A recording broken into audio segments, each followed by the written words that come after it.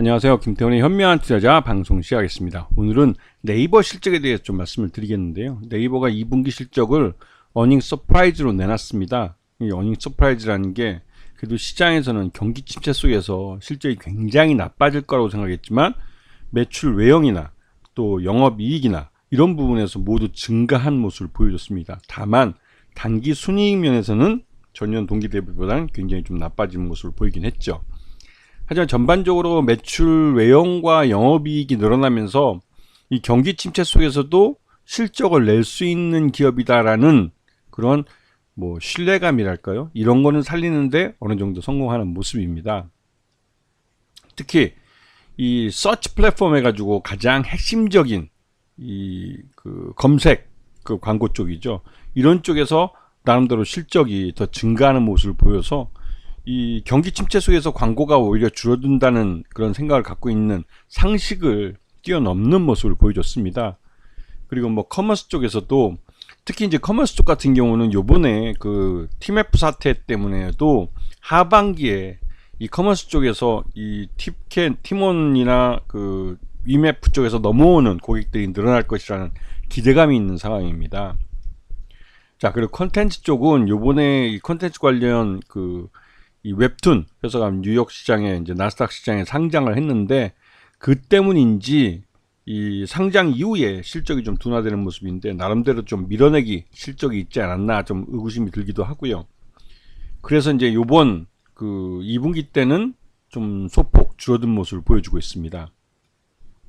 그리고 핀테크 쪽 지금 꾸준히 성장을 해가고 있는 쪽이 핀테크 쪽인데 이 핀테크는 이 국내뿐만 아니라 해외 쪽하고도 연결될 수 있는, 즉 라임과 연결해서 해외에서도 이제 사업을 펼치고 있는 부분이기 때문에 이 부분은 좀 유동성이 있는 것이죠.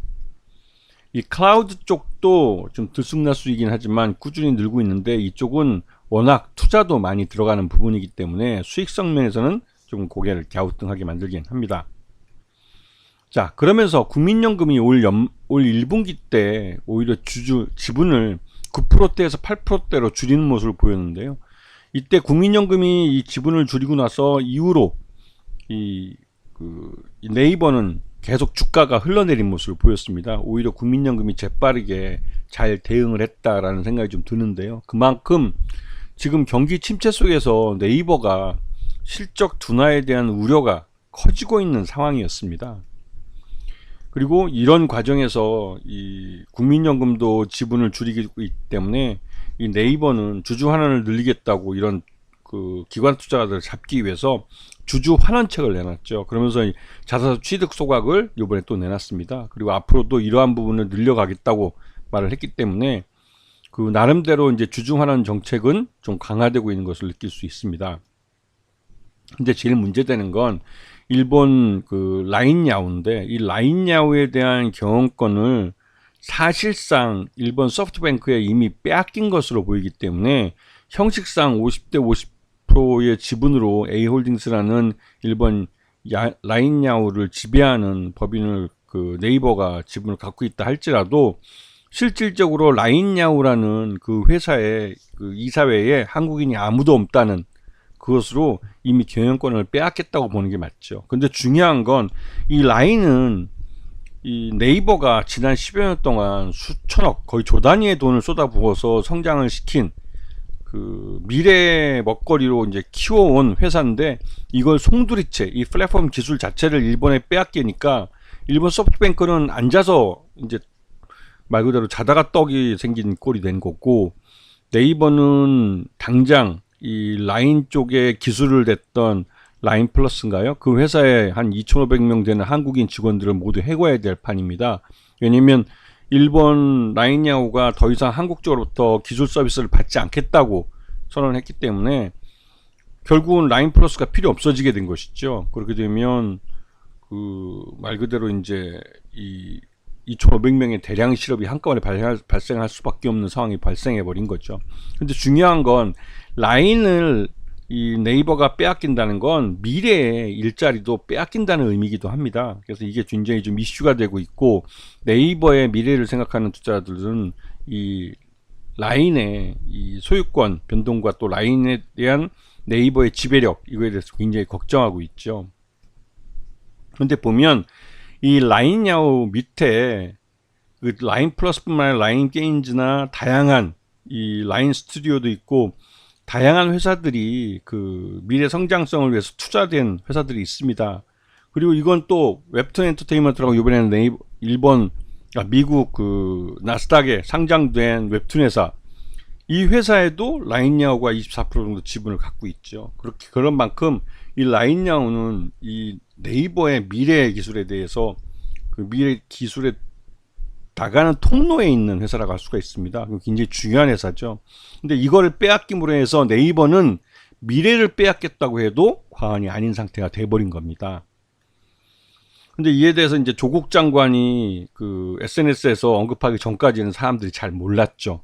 이거를 조국 장관이 라인야후에 대해서 이 문제를 이슈를 제기하면서 그러면서 이제 이거에 대한 국내 비판 여론이 강해진 겁니다. 뒤늦게 한 것이죠.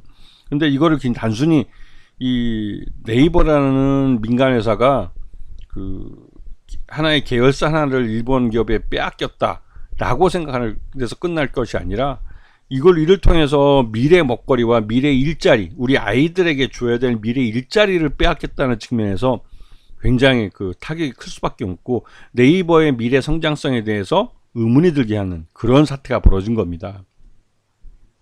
여기다가 국내 웹 검색 시장의 점유율이 네이버는 점점 낮아지고 있고 구글은 점점 늘어나고 있다는 점입니다. 구글은 그 지금 우리 시장에서 좀 꾸준히 검색 시장에서 저 시장 점유율을 늘려가면서 이 네이버의 아성을 건드리고 있는데요.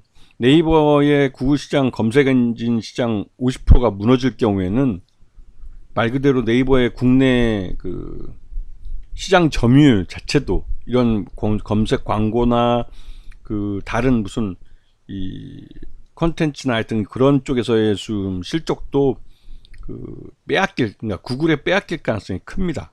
그만큼 이제 네이버의 이런 컨텐츠나 이런 서비스들이 이 민간 소비자들에게 노출될 수 있는 기회가 줄기 때문에 그렇죠. 그래서 네이버의 2분기 실적을 발표하고 나서 국내 증권사들은 대부분 다 목표 주가를 올렸습니다. 이 2분기 실적만큼은 말 그대로 어닝 서프라이즈라고 판단할 수 있는 그런 숫자들을 내놨기 때문에 그렇긴 한데 그 내용을 조금만 파고 들어가 보면 이 고개를 갸우뚱하게 하는 것들이 있죠. 그럼에도 불구하고 증권사들이 하나같이 24만원, 28만원 뭐 이렇게 그 목표 주가를 올린 것은 그 다 이유가 있는 것입니다. 이렇게 국내 증권사들의 목표 주가를 올리고 나서 이 매매 현황을 보면 대부분 다 이 기관도 그렇고 외국인도 매도 쪽이 좀 많죠. 예. 왜냐면 이렇게 그 목표 주가를 올릴 경우 일반적으로는 매수가 많이 들어옵니다. 그런데 이 목표 주가를 올렸는데도 불구하고 매도가 나오는 건 이 목표 주가를 올린 보고서가 매수자를 위한 보고서라기보다는 매도자를 위한 보고서가 아닐까라는 의구심이 드는 것이죠. 결국은 외국인 투자, 이것도 기관 투자일 가능성이 큰데요. 이런 외국인 투자가들이나 그 국내 기관 투자가들이 결국은 이 매도 주문을 증권사에 내주면서 증권사들은 이거를 이제 비싼 가격에 매도해주는, 즉 비싸게 사주는 바보들을 만들기 위한 레포트일 수 있다는 것이죠. 물론 이런 부분은 레포트를 공짜로 이용하는 개인 투자가들이 잘 판단해야 될 문제입니다. 그 앞에 이제 제가 다른 뭐 회사들하고 비교했을 때 이런 네이버나 이런 그 대형주들 같은 경우는 특히 개인 투자자들이 선호하는 그런 종목들 같은 경우는 이 목표 주가가 공개되고 이후 매매되는 그 방향을 잘 보셔야 되는 겁니다. 아시겠죠? 자, 그리고 네이버의 지금 주가 보면 이 실적을 발표하고 나서 증권사들이 그 그러니까 매수 보고서를, 목표 주가를 올리는 보고서를 내놨는데도 불구하고 주가는 계속 흘러내리는 모습을 보이고 있는데요. 전반적으로 2분기 실적 기준으로 봤을 때 적정 주가 한 13만원 정도로 평가되고 있기 때문에 나타난 것입니다. 근데 이제 이건 제 개인적인 평가였을 때 네이버가 한 13만원 정도로 지금 현재 실적을 갖고 평가하면 기업 가치가 13만원 정도밖에 안 나간다고 판단하는 것이고, 증권사들은 이거를 20몇만 원을 평가를 해서 그 레포트를 내놨던 것이죠. 근데 그거에 대한 평가는 개인 투자 스스로가 하셔야 되는 겁니다. 아시겠죠? 자, 오늘 방송 여기서 마치겠습니다. 감사합니다.